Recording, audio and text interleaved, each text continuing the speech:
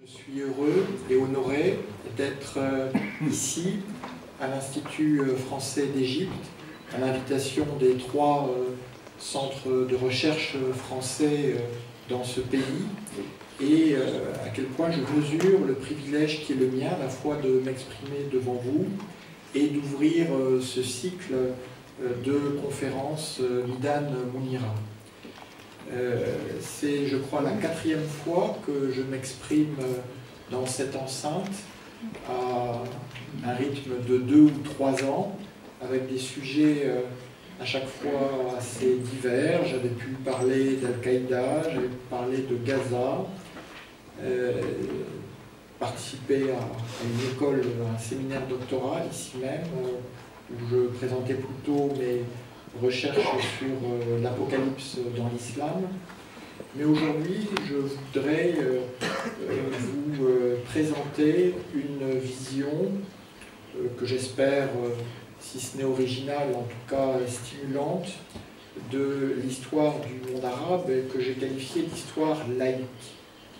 Alors l'histoire laïque, qui est évidemment la définition de la laïcité qu'on croit tous connaître, mais on voit que les débats français montrent souvent que chacun voit la laïcité à sa porte. Mais il y a aussi la laïcité telle que je la vis et que je la pratique dans ma discipline, qui est donc la lutte contre les histoires saintes. Or, nous sommes très souvent dans le monde arabe, entre autres, ce n'est pas une spécificité du monde arabe,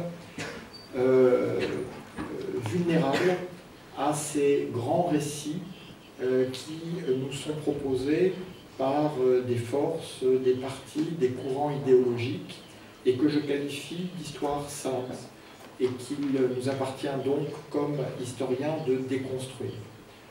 Donc, mon propos, qui sera relativement court, sur une 40aine de minutes pour qu'on ait le temps d'échanger, visera d'abord à voir comment cette laïcité dans le monde arabe a souvent fait l'objet de malentendus lourds de conséquences jusqu'à aujourd'hui, et comment deux grands récits, deux grandes histoires saintes des nationalistes d'une part et des islamistes d'autre part continuent de peser sur cette histoire arabe.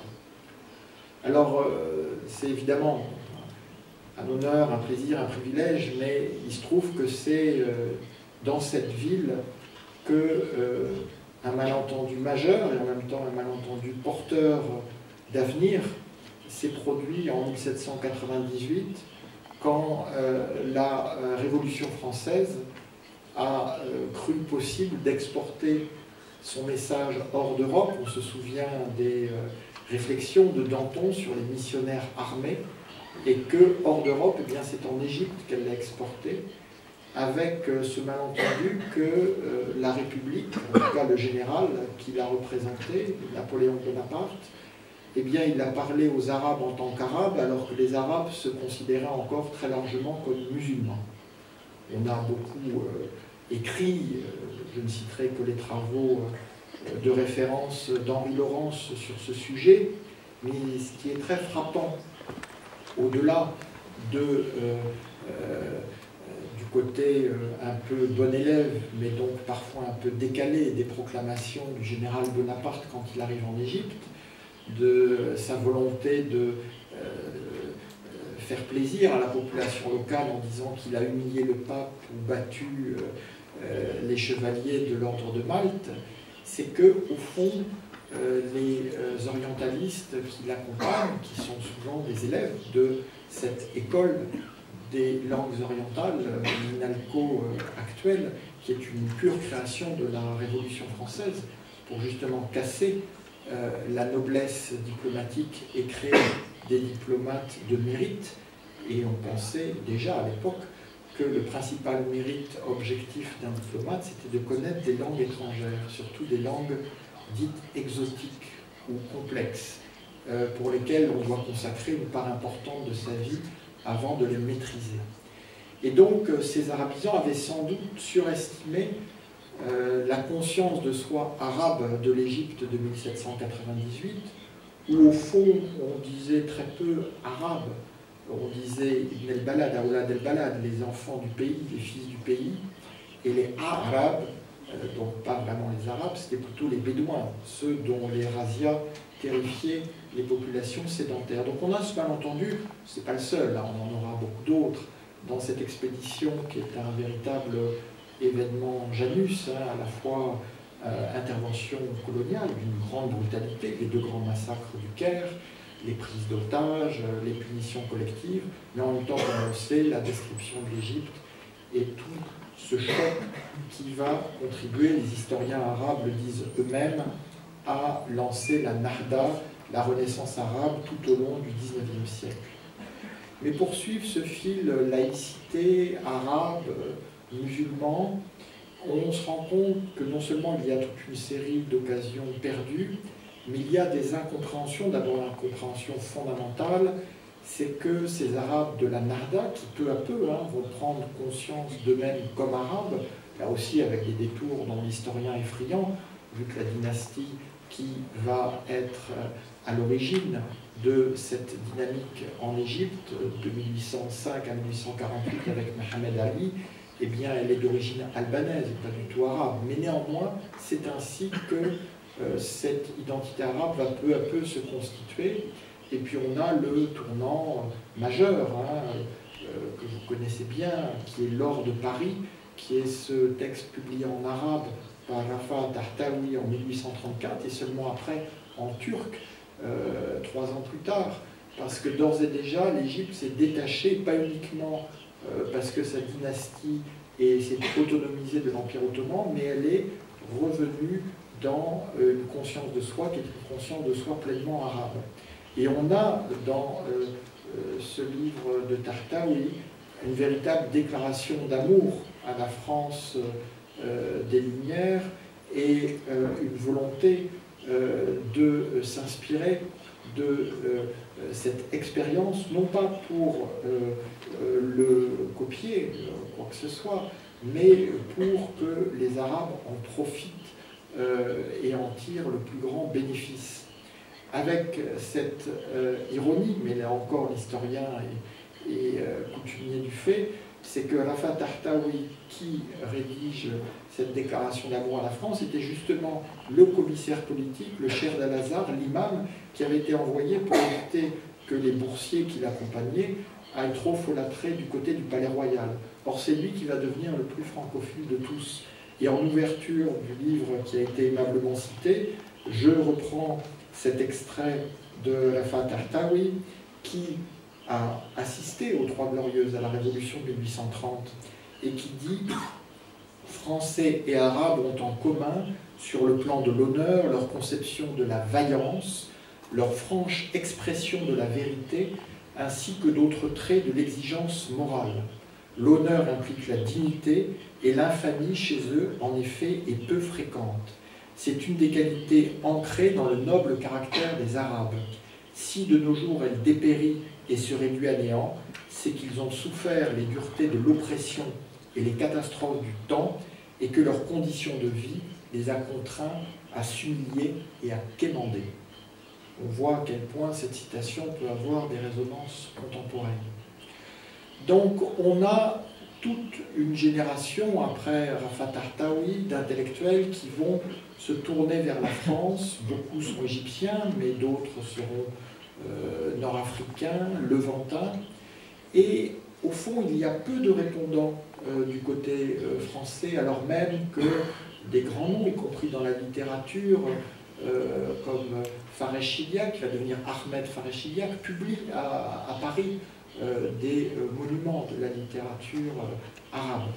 Alors si vous voulez avoir non seulement un très grand plaisir de lecture, mais aussi quelques indications sur ce foisonnement, lisez le prix Goncourt, Boussole de Mathias Hénard, qui fourmille justement de ce type d'orientalisme à rebours, qu'on pourrait qualifier d'occidentalisme, vu que c'est cette fascination, mais pour un Occident dont il est très clair que la France est le centre.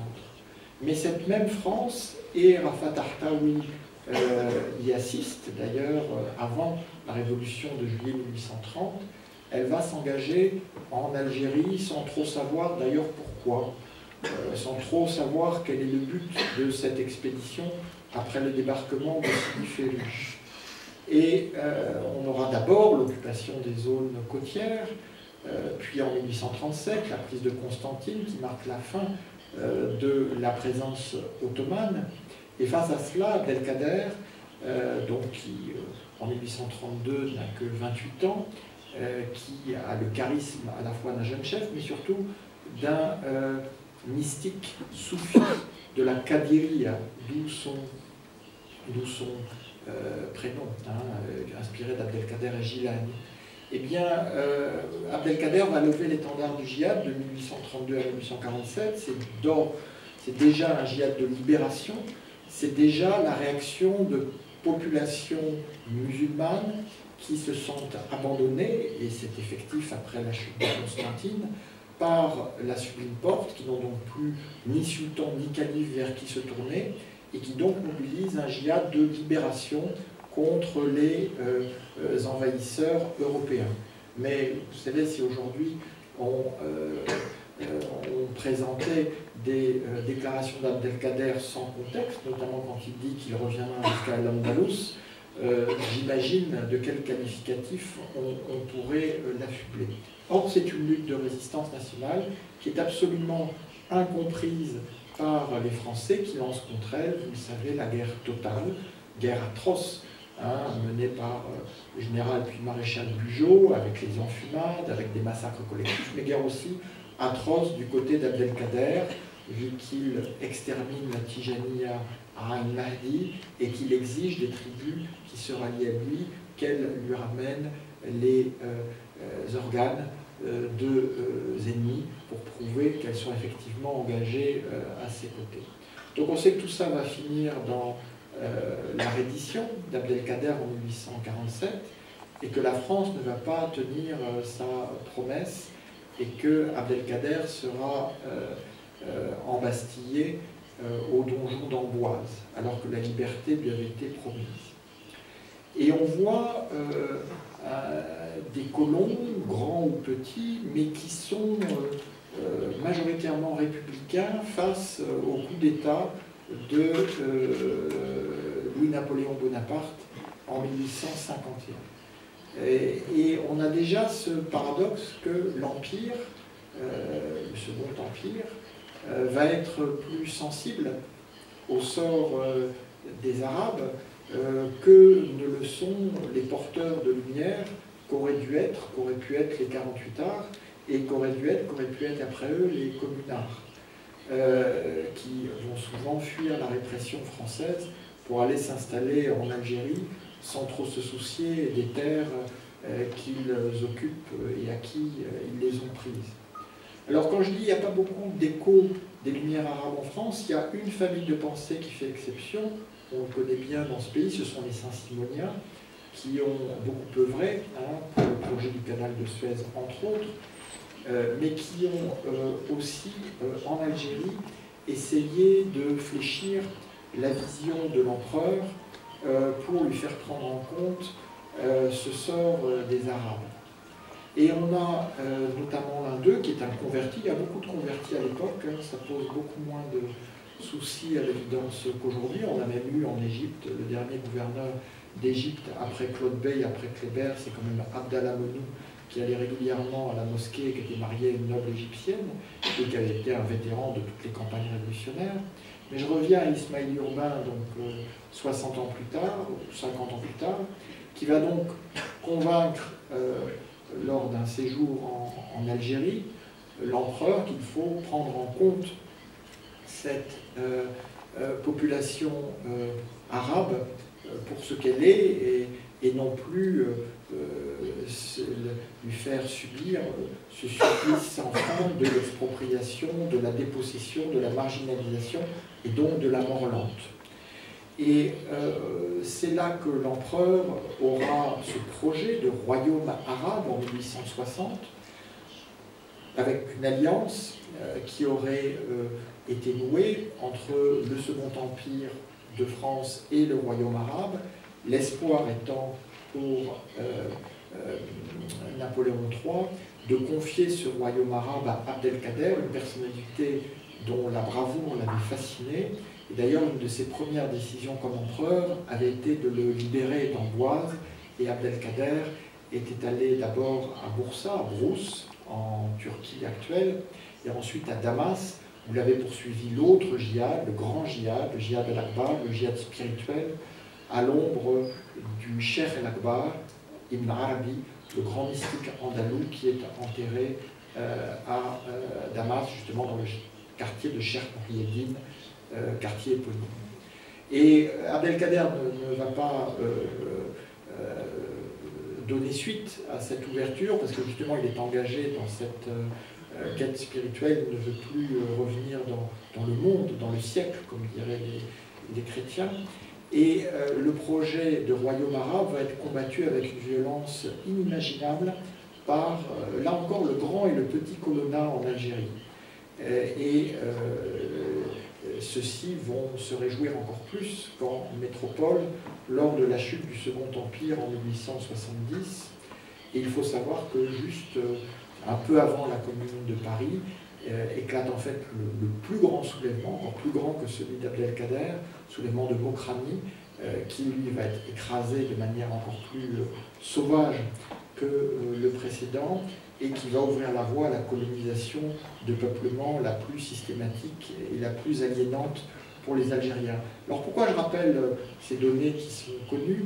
C'est parce qu'elles sont, à mon avis, à la source d'une des constantes du débat français, entre autres, du français beaucoup, qui est l'islamisation des Arabes. C'est-à-dire qu'à partir de ce moment-là, on ne va plus parler des Arabes, parce que si on parlait des Arabes, ben c'est un peuple qui aurait peut-être des droits. On va parler des musulmans. Et on va donc islamiser les Arabes d'Algérie. On ne va plus parler d'eux que comme musulmans opposés aux Européens. Et on va parler d'eux comme musulmans parce qu'il y a un droit de vitesse, hein, y compris lorsque l'Algérie devient française et que seuls les Européens sont vraiment français et pas les autres. Mais aussi parce que l'islamisation permet d'assimiler toute forme de résistance ou de révolte à du fanatisme et de l'obscurantisme. Comme me l'avait confié avec son humour inimitable Pierre Bourdieu, qui avait fait son travail de formation initiale en Algérie, qui était très marqué par cette expérience. Il disait les malheureux algériens, s'ils avaient eu qu'à lutter contre l'impérialisme français, mais il fallait qu'ils luttent contre les Lumières, et qu'on passait leur temps à les renvoyer dans les ténèbres en disant que la France étant les Lumières, eh bien ceux qui s'y opposent ne peuvent être que des fanatiques et des obscurantistes. Un certain nombre des clichés de ce débat se retrouvent au jour d'aujourd'hui dans les gazettes et sur les plateaux de télévision avec une énergie éternellement renouvelée. Donc on islamise les Arabes. Et au même moment, alors que dans la Tunisie voisine, il y a une expérience constitutionnelle tout à fait pionnière, hein, Tunisie qui a aboli l'esclavage 2 ans avant la France, en 1846, Tunisie qui adopte la première constitution du monde musulman, 18 ans, excusez-moi, 17 ans, non, 15 ans, j'y arrive, avant l'Empire ottoman, en 1861. Donc cette Tunisie, qui pourtant était la bonne, voire la meilleure élève des Lumières dans le monde arabe, eh bien, va être tout simplement placée sous protectorat en 1881. Et donc c'est l'œuvre de Jules Ferry largement, et on connaît les polémiques entre Clemenceau et Ferry sur la colonisation. On sait comment Clemenceau va s'opposer à cette prétention du fardeau de l'homme blanc à la française, hein, de l'idée, la nécessité d'élever des civilisations supposées inférieures. Mais ce qui est très frappant chez Clemenceau, c'est qu'il s'y oppose sur le Tonkin, mais il ne s'y oppose pas sur la Marsa. Il fait des déclarations très fortes sur les civilisations indiennes, chinoises, japonaises, mais je n'ai pas trouvé la même flamme quand il s'agissait de faire l'éloge de l'islam, ou en tout cas de l'islam méditerranéen. Donc on voit un véritable angle mort au niveau de la Troisième République qui s'installe, qui se consolide, et donc qui va continuer à la fois consciemment et inconsciemment d'islamiser les Arabes et de ne pas voir en eux un peuple qui, je le rappelle, aurait pu avoir, comme les peuples européens de l'époque, y compris des peuples que soutenait très activement la France, ses droits à l'autodétermination. En contrepartie, ou plutôt en parallèle de cette islamisation des Arabes, vous avez, selon la citation, à mon avis apocryphe, prêtée à Gambetta, l'idée que l'anticléricalisme n'est pas un produit d'exportation. C'est-à-dire que, pour faire simple, en France, on peut avoir les polémiques les plus violentes sur l'Église et son rapport avec la République, ce qui amènera à la séparation de l'Église et de l'État dans des conditions pour le moins brutales en 1905. Mais à l'étranger, cela ne vaut pas. La République laïque à l'intérieur s'appuie sur les congrégations religieuses à l'extérieur comme instrument d'influence, on ne disait pas encore à l'époque de soft power. Et ces congrégations religieuses, elles sont présentes en Afrique du Nord, mais beaucoup moins qu'au Levant, parce qu'elles ont une vocation missionnaire qui est affichée. Il faut savoir que les congrégations religieuses, c'est pas seulement des Français, hein, c'est général, n'arrivent pas à convertir les musulmans. Hein, sur l'histoire, les conversions musulmanes sont absolument marginales, si ce n'est négligeables, donc elles convertissent des chrétiens d'Orient. Hein, vu qu'il n'y a pas de chrétienté autochtone en Afrique du Nord, donc elles concentrent l'essentiel de leurs efforts là-bas. Alors j'insiste sur ces deux points qui tous les deux remontent à plus d'un siècle, mais qui pèsent toujours sur le débat français concernant la région. Donc l'islamisation des Arabes, on ne parle pas des Arabes, mais on parle des musulmans, évidemment rarement sur un ton irénique, mais plutôt dans une logique problématique. Et on parle de la défense des minorités en Orient, comme si d'abord les minorités ne pouvaient être que chrétiennes, alors que j'ai beaucoup plus de crainte pour certaines minorités musulmanes que pour des minorités chrétiennes par ailleurs menacées, hein, vulnérables. Mais je pense que les minorités les plus menacées ne sont pas les chrétiennes. Et on voit bien qu'aujourd'hui, c'est toujours ces deux thèmes qui prévalent. Et puis là-dessus, vous avez la situation obligée du général de Gaulle sur l'Orient compliqué, hein, qui permet d'évacuer tous les débats, de dire de toute façon on ne peut rien y comprendre, tout ça est accablant. Alors si vous voulez d'abord avoir un moment de plaisir littéraire, mais aussi mesurer à la fois l'exotisme et la contemporanéité de ce discours colonial, relisez Joseph Kessel en Syrie, qui est un livre de 1926, recueil de ses premiers reportages, donc pendant le soulèvement contre le mandat français, hein, soulèvement qui est une saura, qui est une révolution, mais qui est traduit par une révolte, parce que les Arabes n'auraient pas le droit de faire la révolution, ils n'auraient le droit que de se révolter. Eh bien, dans les premières pages, il vous explique que c'est très très compliqué, qu'il y a plein de minorités, de peuplades, de tribus, puis à un moment, il vous glisse, ah oui, en Syrie, où il y a 100 000 Druzes, 300 000 chrétiens et 4,5 millions d'Arabes sunnites. Là, en quoi c'est compliqué là. Donc on voit bien que la complexification, elle participe de ce milieu qui est tressé de manière continue au fil des siècles. Et c'était ce premier éclairage sur la façon dont la laïcité s'est pour le moins égarée, en tout cas dans sa version française chez les Arabes, en islamisant ceci, en se concentrant sur les minorités en Orient, plutôt que sur les droits de la majorité, ou tout simplement les droits du peuple, avec ce que ça implique en termes de suffrage universel et d'autodétermination. Alors maintenant, revenir sur deux histoires saintes, pour très rapidement, hein, parce que chacune nécessiterait un développement beaucoup plus long et une conférence en tant que telle. Donc nationalisme et islamisme. Alors, il faut bien savoir que pendant tout le XIXe siècle, ce ne sont pas des courants qui sont séparés. D'ailleurs, ce ne sont pas des catégories qu'on identifie comme telles. On peut fort bien être à la fois nationaliste et islamiste quand on est arabe. En fait, ça dépend de son interlocuteur prioritaire. Les grands penseurs de la Narda, les militants de la Narda, un peu la génération Facebook de cette époque, qui vit grâce aux premiers journaux imprimés en langue arabe, qui ont donc fait sortir l'arabe de l'espace de la mosquée et de la médersa, qui donc ont littéralement assuré un processus de laïcisation, vu que, comme vous le savez, la laïcité, ce n'est pas l'absence de religieux, c'est le fait que l'espace dans lequel le propos même religieux est prononcé est un espace neutre religieusement.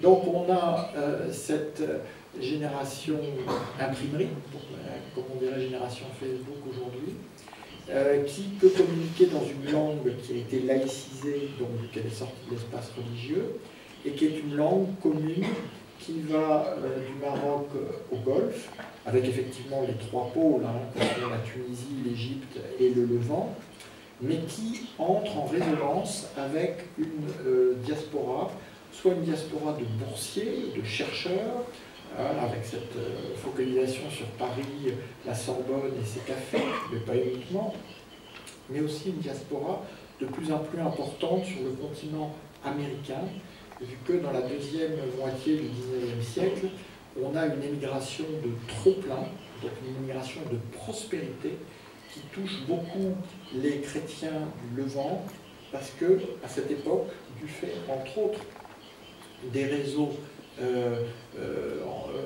scolaires, hospitaliers, d'accompagnement des missions étrangères, ont une natalité plus forte que les musulmans. Donc, il y a notamment dans le Liban, il y a une surpopulation qui fait qu'on a une immigration de prospérité. C'est tout à fait frappant parce qu'au même moment, on a une immigration de répression, de fuite, qui est celle des Juifs d'Europe orientale, à partir de la grande crise antisémite de 1880. Ce n'est pas du tout le cas pour l'Orient, pour cette période-là. Évidemment, après, on aura le génocide arménien et toutes les persécutions que l'on connaît. Et donc, ces Arabes émigrés, quand ils arrivent à Ellis Island, on ne sait pas trop comment les catégoriser, et donc les responsables de l'immigration font venir des professeurs de Columbia qui disent ce sont des Syriens. Donc la catégorie Syrians est créée, et elle est très large. De même qu'en Amérique latine, du fait de leur passeport ottoman, ils seront qualifiés de Turcos, même si ils viennent encore d'origines très diverses. Donc on a cette vie intellectuelle qui est maintenant déterritorialisée, avec des échanges pan-arabes, y compris au-delà du monde arabe. Et que disent les nationalistes, que disent les islamistes? Et je citerai une personnalité qui communique littéralement sous les deux espèces. Les nationalistes s'adressent avant tout aux Européens. Et ils disent aux Européens, nous sommes un peuple, avec une langue, avec une terre, donc nous avons les mêmes droits que les peuples européens dont vous prônez l'autodétermination. Les islamistes, ils s'adressent plutôt aux Ottomans, en les réduisant à leur appartenance ethno-nationale de Turcs, et en disant que la décadence de l'islam est largement due au fait que les Turcs en ont usurpé la direction aux dépens des Arabes. Alors une personnalité comme Abdelrahman Kawakibi, immense penseur d'Alep, 1855-1902, qui mourra ici au Caire, sans doute empoisonné par les agents du sultan, eh bien, il est à la fois islamiste et nationaliste. Et en même temps, il est laïque. On pouvait être tout ça à la fois. Il ne dit pas qu'il est laïque, lui il a une formation religieuse, mais ce qu'il dit est laïque. Il dit les religions ne sont pas faites pour organiser la vie d'ici-bas, mais pour l'au-delà. Il dit qu'il faut une réforme constitutionnelle. Sa vision du califat, en cela il peut être qualifié d'islamiste, est un califat arabe, car les Turcs, selon lui, ont plongé ce califat dans la décadence. Mais c'est un califat électif qu'il décrit dans el-Qura, la mère des villes, donc la Mecque, avec une espèce de fable où il imagine un congrès musulman mondial qui justement mettrait en place ce système représentatif du califat. Et en même temps, il est nationaliste, très clairement. Il publie en arabe à 2 reprises à chaque fois. Il est l'hebdomadaire en langue arabe est suspendu au bout de 10 ou de 16 numéros par les censeurs de l'Empire ottoman. Et il a ce surnom, Abou Mahroumin, parce qu'il s'occupe des plus pauvres. Il les aide entre autres à monter leur plainte à l'encontre de l'Empire ottoman, plutôt de l'administration ottomane sur place, qui est totalement corrompue et inefficace. Et ça lui vaut tentative d'assassinat, emprisonnement et séquestration de ses biens, d'où son exil au Caire, où les agents du sultan le poursuivront jusqu'à sa mort. Donc on voit que nationalistes et islamistes ne se perçoivent pas du tout comme contradictoires, et j'y vois pour ma part la seule voie de sortie possible de l'impasse actuelle, entre autres, comme on l'a vu dans l'expérience tunisienne, où un camp ne l'a pas emporté sur l'autre, mais où on est arrivé avec beaucoup d'intelligence et pas mal de tension à une constitution de consensus qui a permis, après la révolution et la chute de Ben Ali, de fonder une deuxième république.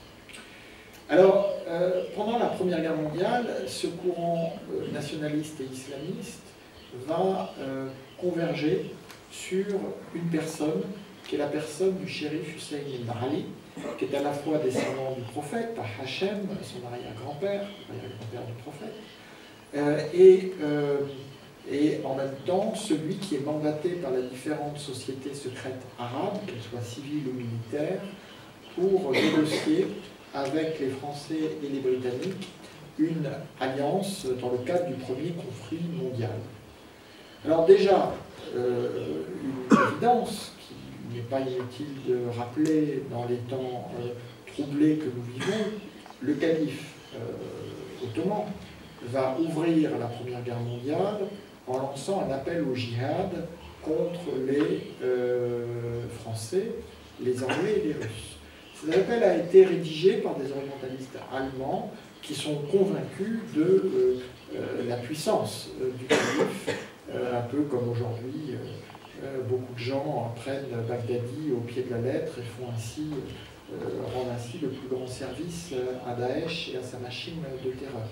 Alors qu'il faut le déconstruire, il ne faut rien prendre au sérieux de ce qu'il dit, il faut au contraire prendre très au sérieux tout ce qu'il fait, et c'est terrible. Donc le calife va faire cet appel que les agents allemands vont distribuer dans tous les pays de l'islam et en toutes les langues de l'islam, en tout cas de l'époque, en arabe, en turc, en perse, en ourdou, etc. Et rien.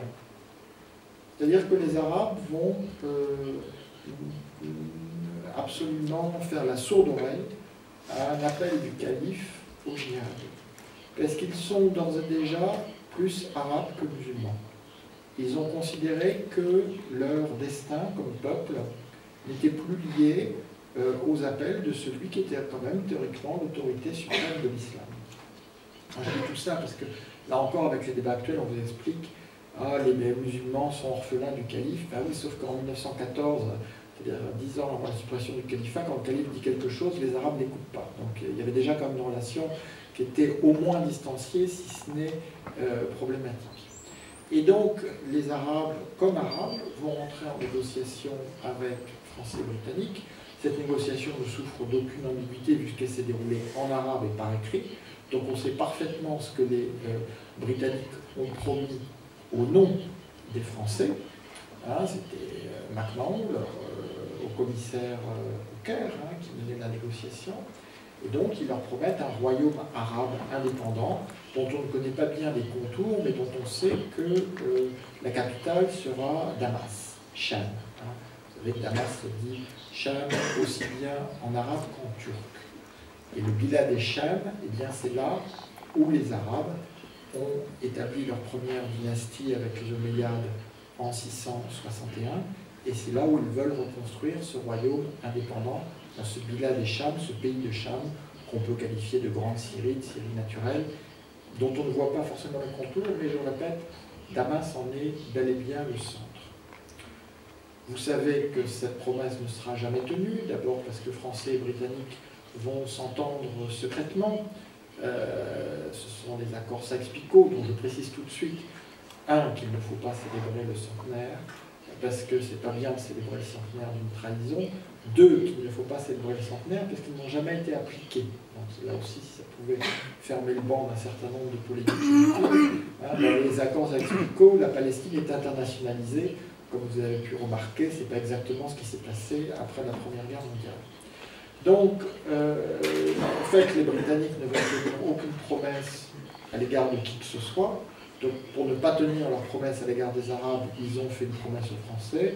Et pour ne pas tenir leur promesse à l'égard des Français, ils vont accorder la déclaration Balfour aux sionistes. Et on voit bien que de ces trois promesses contradictoires naissent la plupart des racines des conflits contemporains. Donc on n'est pas dans l'idéologie, dans l'islam, dans la guerre de civilisation, dans les sunnites chiites, hein, mais on est dans des problèmes politiques très concrets et très territoriaux. Et donc, quand le fils de Hussein, Faisal, qui est à Damas, qui est installé, va être battu par les Français, qui lui lancent un ultimatum un 14 juillet en 1920, qui vont briser ce rêve arabe, ce rêve du royaume arabe, alors même que la Commission de la Société des Nations, qui a circulé dans la région, commission King Crane, eh bien, elle avait mis l'accent sur la volonté des peuples arabes d'être sous cette autorité du royaume arabe.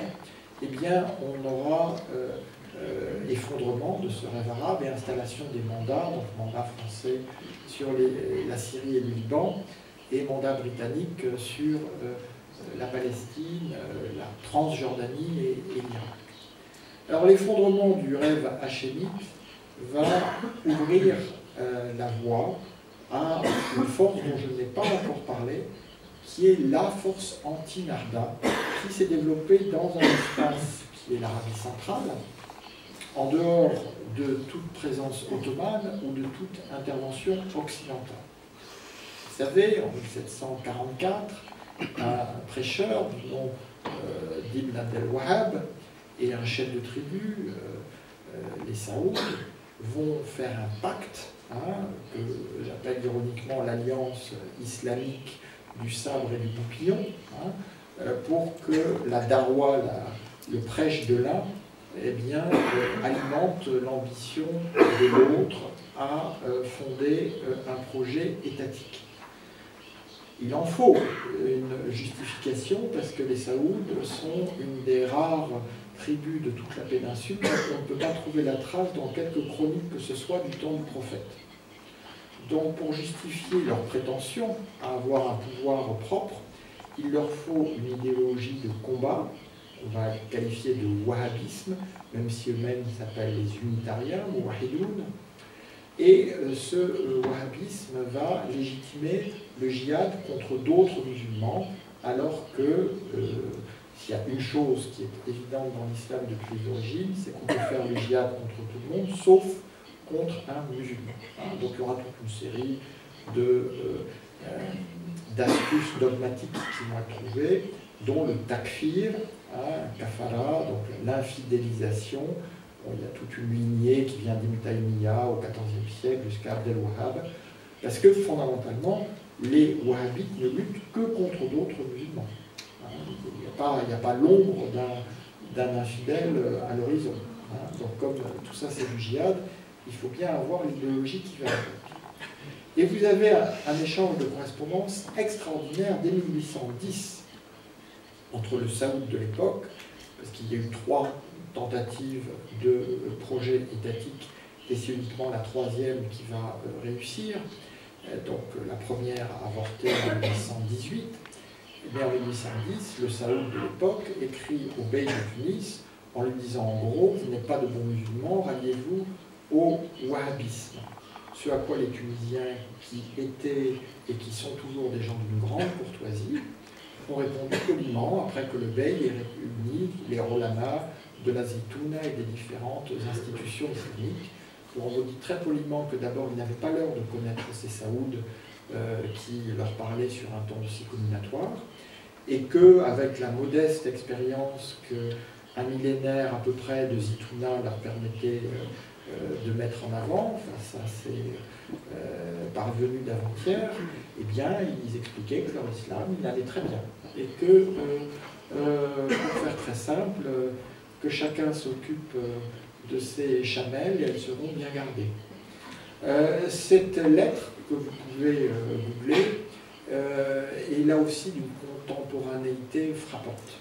Quand on voit tous les débats sur l'islam importé, le salafisme, le wahhabisme, par rapport à l'islam autochtone en Tunisie comme ailleurs, mais je sais que ces débats se posent aussi dans ce pays.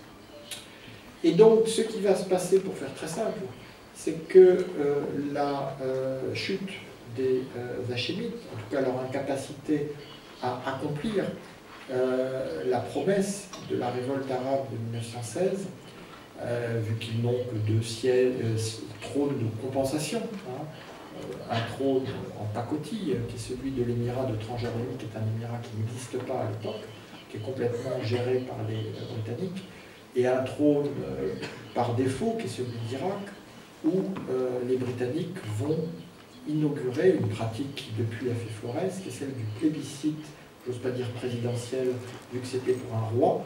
En gros, on a une question, voulez-vous que Faisal soit votre roi?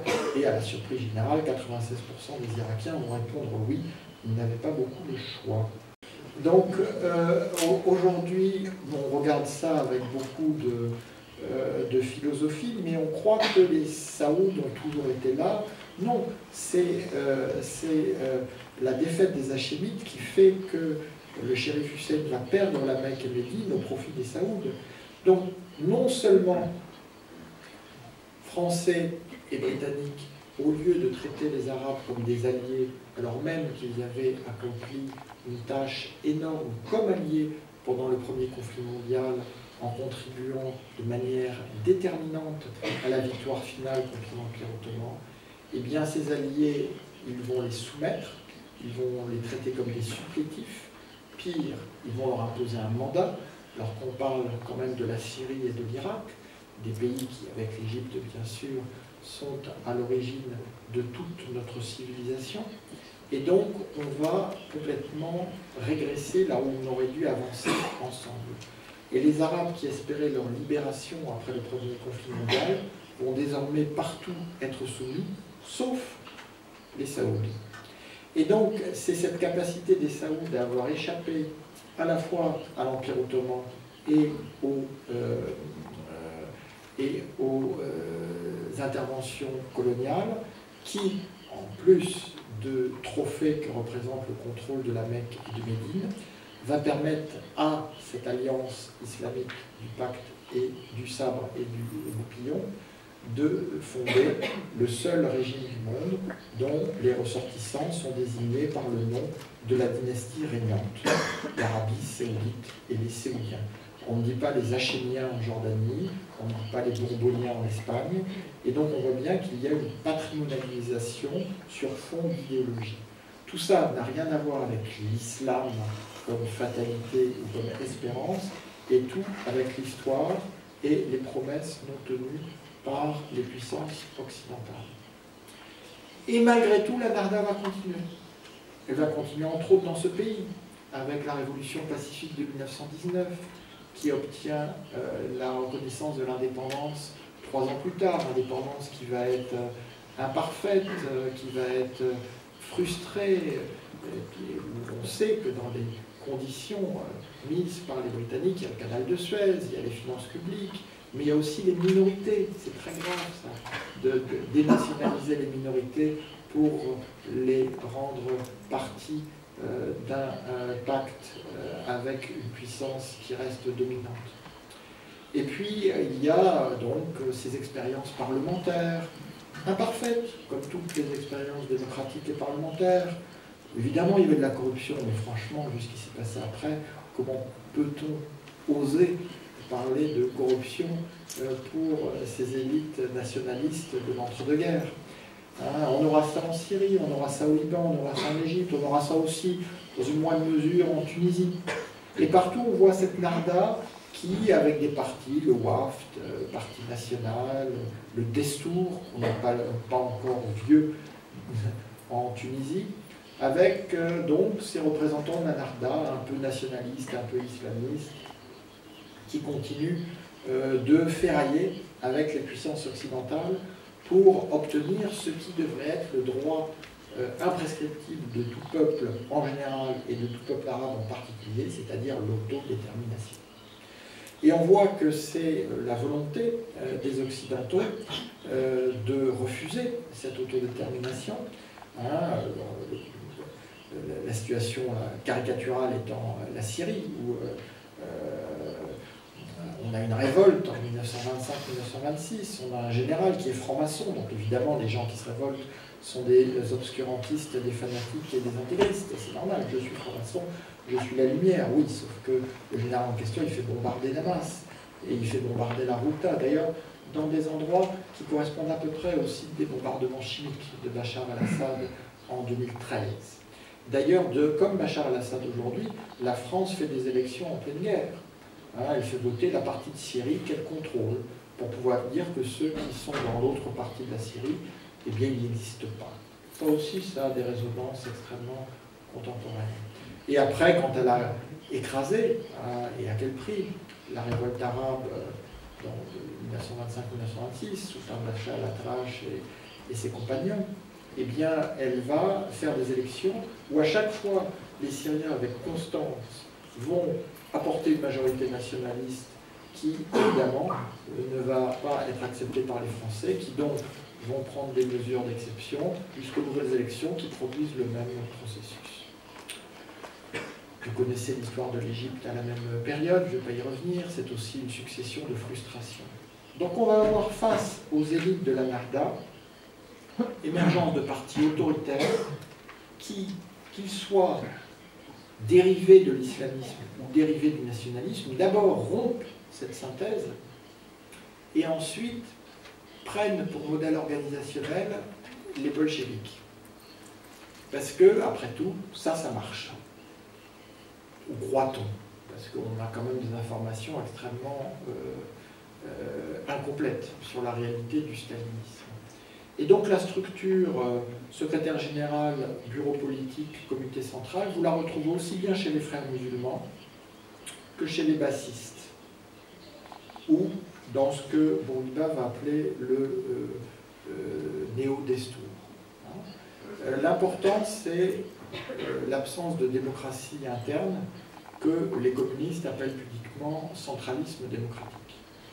Donc on a des partis qui sont des partis autoritaires, et j'insiste, qu'ils soient islamistes ou nationalistes, qui contestent aux élites issues de la narda d'abord leur légitimité nationaliste, c'est très important. Les frères musulmans au début recrutent avant tout sur la dénonciation des concessions indues faites par le WAFT et le gouvernement de l'époque aux Britanniques.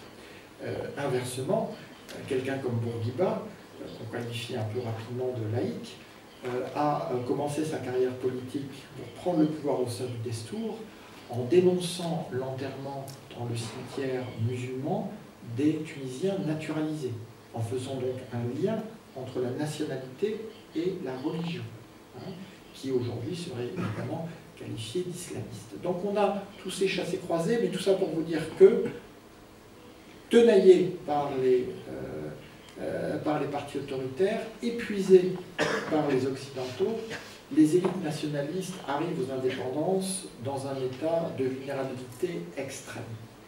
Et donc les indépendances arabes elles vont de 1922, l'indépendance formelle de l'Égypte, jusqu'à 1971, l'indépendance des ce qu'on appelle alors les confettis du Golfe, sans savoir qu'on allait ensuite passer la moitié de sa vie à changer d'avion dans ces aéroports-là.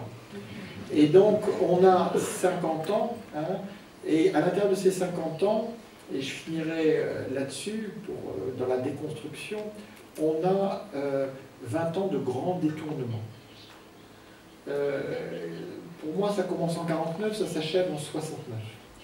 Et donc, on a de 49 à 69, sous la pression des partis autoritaires, évidemment en contre-choc de la fondation de l'État d'Israël et de la Nakba, donc de l'exode des Palestiniens, avec l'humiliation des armées arabes qui l'accompagnaient, une série de coups d'État. Le premier coup d'État, il est caricatural, mais il ouvre la série. Et j'insiste sur le fait qu'il ouvre la série. Hein, c'est-à-dire que l'idée que des militaires doivent naturellement diriger les pays arabes, en fait, c'est assez historiquement daté. Hein, ça date donc, du milieu du siècle dernier. Avant, les Arabes, ils avaient des rois ou des premiers ministres. Voilà. Pas des militaires. Donc, en 1949, vous avez le Hosni Zahim, chef d'état-major syrien, qui va probablement être mis en accusation par une commission d'enquête parlementaire pour un scandale grave de détournement de fournitures militaires, qui vient d'être battu par Israël. Eh bien, il bat son propre peuple. Ah, il le bat bien. Hein, c'est-à-dire, il brise les institutions républicaines et il instaure une dictature de type militaire. Vous allez avoir comme ça toute une série de coups d'État. J'inclus évidemment le soulèvement des officiers libres là-dedans en 1952. On sait qu'il y avait eu une coopération très étroite avec les frères musulmans dans ce soulèvement.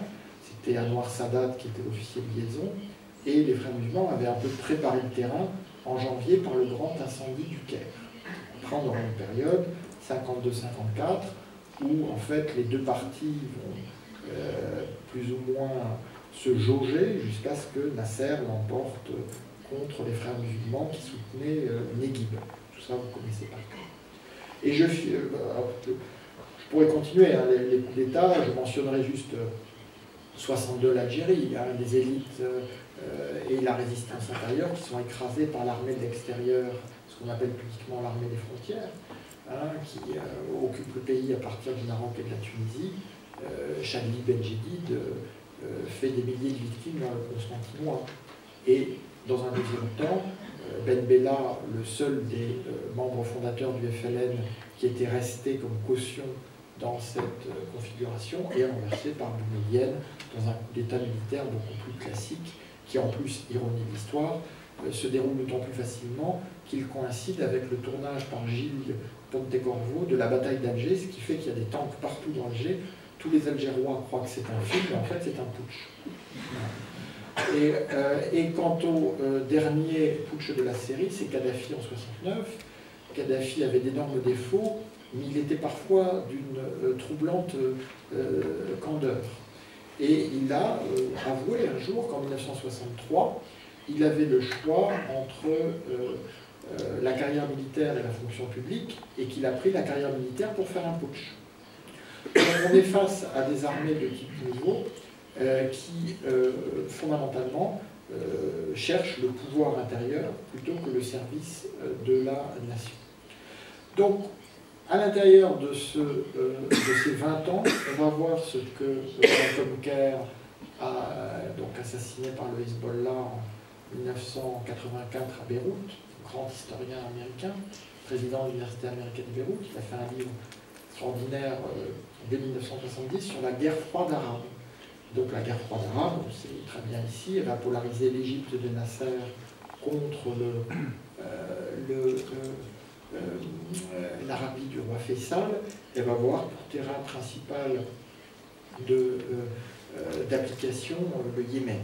Et tout ça va tourner très mal aux dépens de l'Égypte, non seulement au Yémen, hein, malgré l'utilisation d'armes chimiques par l'armée égyptienne de l'époque, mais aussi parce qu'en juin 1967, le tiers de l'armée égyptienne est encore engagé au Yémen, ce qui rendait absolument illusoire toute forme non seulement de victoire, mais même de rapport de force à l'égard d'Israël lors de la guerre des 6 jours. Donc cette guerre froide arabe, elle va polariser nationalistes et islamistes comme jamais ce n'avait été le cas auparavant, donc au service de deux pouvoirs en lutte. De même qu'aujourd'hui, je ne dis pas qu'il n'y a pas de problème entre chiites et sunnites, mais c'est fondamentalement l'antagonisme entre l'Arabie saoudite et la République islamique d'Iran, donc deux théocraties, qui fait que les tensions entre sunnites et chiites ont atteint un tel niveau de violence. Donc le conflit Égypte-Arabie, sur fond de guerre froide entre les États-Unis et l'Union soviétique, va donc creuser ce fossé entre nationalistes et islamistes, d'autant qu'en fait, les islamistes, dans leur forme qu'on va qualifier de contemporaine, sont largement, eux aussi, le fruit de cette guerre froide. En effet, les frères musulmans vont s'exiler en masse vers l'Arabie, qu'ils soient égyptiens ou syriens. Vous savez qu'il y a eu l'épisode de la République arabe unie, donc de 58 à 61. C'est d'ailleurs une initiative syrienne, c'est-à-dire que les partis autoritaires en Syrie étaient tellement incapables de gérer leur pays qu'ils vont littéralement l'offrir à Nasser, tout en le mettant en garde, en lui disant vous êtes le président de, je crois qu'à l'époque c'était 25 millions d'Égyptiens en 1958, nous vous offrons une nation de 4 millions de présidents, les Syriens. Donc ça continue un peu toujours comme ça. Mais ça va amener les frères musulmans exilés en Arabie à en fait occuper les fonctions d'encadrement académique dans les nouvelles universités religieuses qui sont fondées à Riyad, à Jeddah, à Taïf, à la Mecque, à Médine, mais aussi dans les mosquées. Donc en fait, l'islamisme contemporain, c'est la fusion entre le wahhabisme originel, mais qui manquait cruellement de cadre humain et intellectuel, et les frères musulmans, mais pas n'importe quel frère musulman, les frères musulmans radicalisés dans l'exil. Hein, et c'est ça qui va donner l'islamisme. Donc on voit bien que dans l'histoire sainte du nationalisme, qui aurait toujours été soucieux du patriotisme, anti-impérialiste, etc., ou l'histoire sainte de l'islamisme, on a des grandes parts d'ombre, et que tout ça, c'est un processus historique sur lequel il faut revenir chaque fois en rendant, si j'ose dire, à César ce qui est à César. Alors pour conclure, je dirais qu'à la fois, on a toute une série à la fois d'occasions manquées dans l'histoire, mais en même temps de promesses. Hein, et c'est pourquoi j'ai intitulé mon essai « Les Arabes, leur destin et le nôtre », en justement inscrivant un horizon d'histoire partagée et de destin commun, et donc aussi de progrès, d'émancipation partagée entre les Arabes et les Européens, et plus particulièrement les Français. Et donc l'idée qu'entre nationalistes et islamistes, comme durant la Narda, une synthèse est possible, on a vu que ça avait été une réalité, quels que soient les troubles que traverse la Tunisie aujourd'hui, qui sont des troubles très graves, mais il y a eu refondation du pacte social avec la constitution de la Deuxième République. Et on voit aussi que dans le débat français, c'est en tout cas la contribution que j'ai essayé d'apporter dans mon propre pays, on gagnerait à moins islamiser les Arabes, à moins parler de minorités et à plus parler de droits des peuples en général et du droit des Arabes en particulier. Merci de votre attention.